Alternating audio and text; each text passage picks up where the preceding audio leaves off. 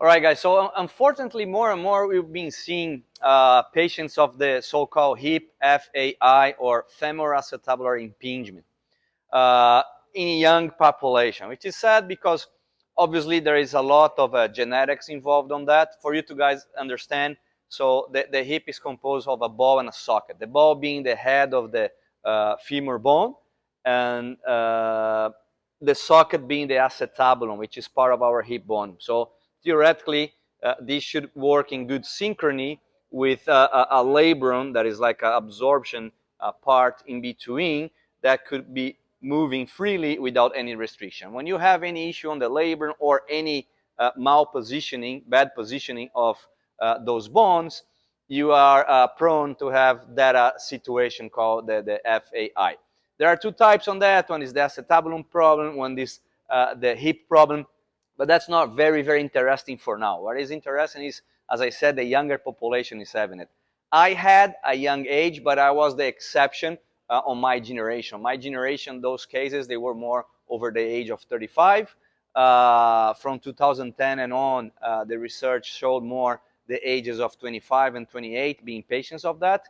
And it's sad now that we see more and more clients and athletes from the ages of 16 to 18 having that type of issue.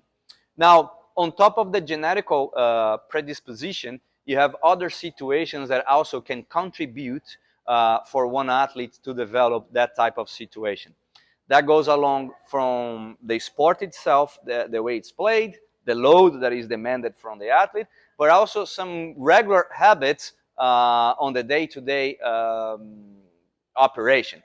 For example, being seated for so long, and our generations now, they're sitting more and more and more because everything is convenient, everything is so comfortable for them, that they stay in that forced hip flexion position. That's going to bring some alterations that are going to demonstrate to you, and also we'll try to show some of the things that can facilitate, get rid of that type of consequence and compensation.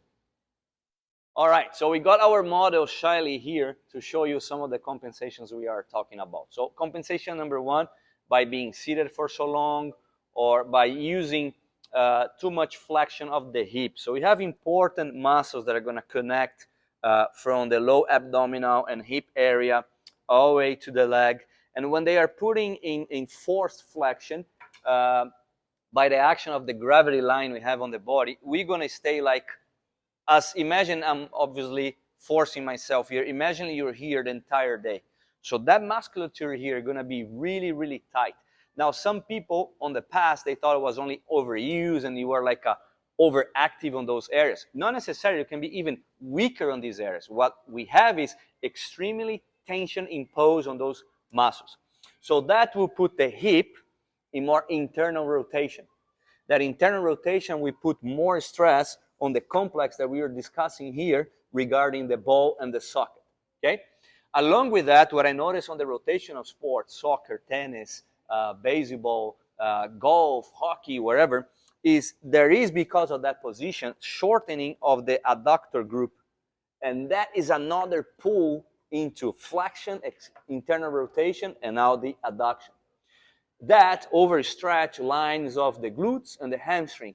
So those areas will suffer in order to contract. So now our body that should be upright and nicely aligned like that now is imposing a force that we shouldn't be naturally designed to create.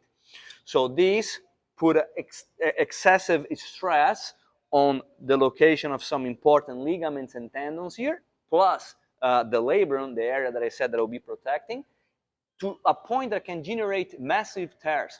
So majority of the impingements come with some type of labral tear.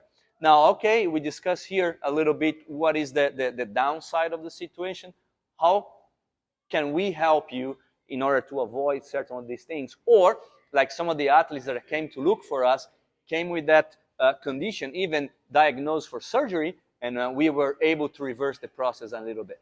A few of the research we did in the past and more colleagues contributing on that tell us that by firing the external rotators, the hip extensors, is a good way to put the pelvis in a better alignment, in a better functional predisposition, okay?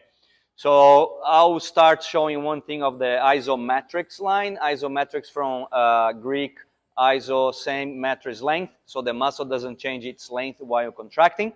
So I'll place my hand on top of Coach Sebastian's hip here and put all my stress into his femur head.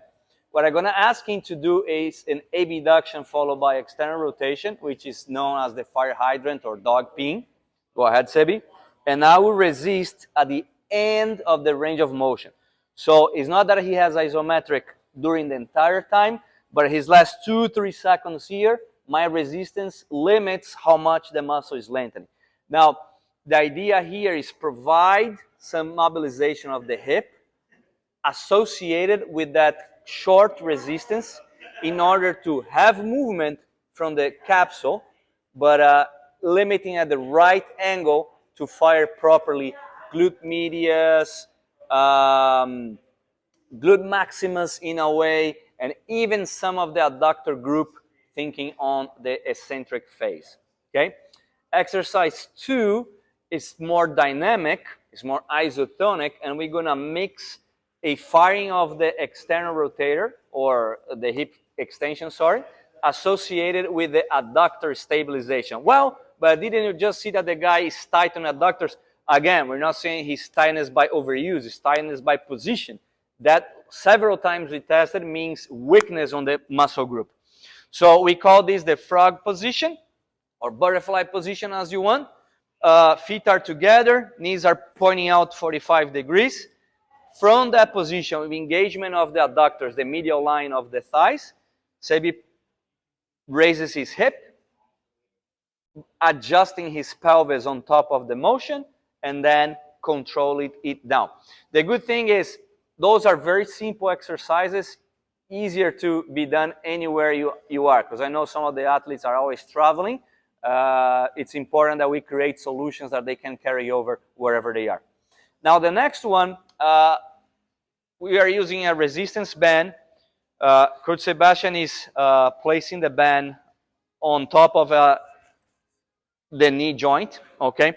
What we're gonna do is I'm gonna pull him up in a condition of external rotation and abduction of the hip, and he tries to pull down. Now, good part here is I can see based on his level of muscular efficiency how much I can pull the band. So let's say if with someone that doesn't have much experience on that motion, I loosen up a little bit, he still gets some of that activation. As I know that he's strong enough, I can really give a nice pull on the band, and he suffer a little bit more of challenging. Now, last but not least, if you have someone that are professionally capable to do, try always to look for people that are certified, that know what they are doing. They can do a manual release of areas that we consider in tension, one of them being the psoas muscles and the sartorius muscles, okay? That they will participate on the internal rotation, on the flexion, and on the adduction of the movement of the hip, okay?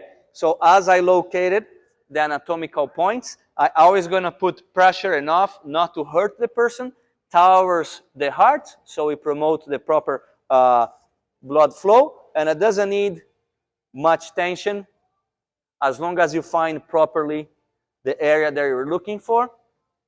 You can get a nice release after a couple minutes of activation.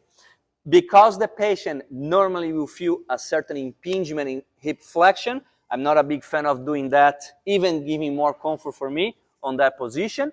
Same thing, some of the movements that require what we call the pigeon position. As a personal patient of the same situation, I know those are not the best ways to stimulate people that have the FAI. Once again, we just show a little bit. There is much more to be done on that. We have a very nice protocol here at home. We got a lot of athletes, unfortunately, that are patients of that condition. We've been successful with our protocols. Hope you guys enjoyed the video.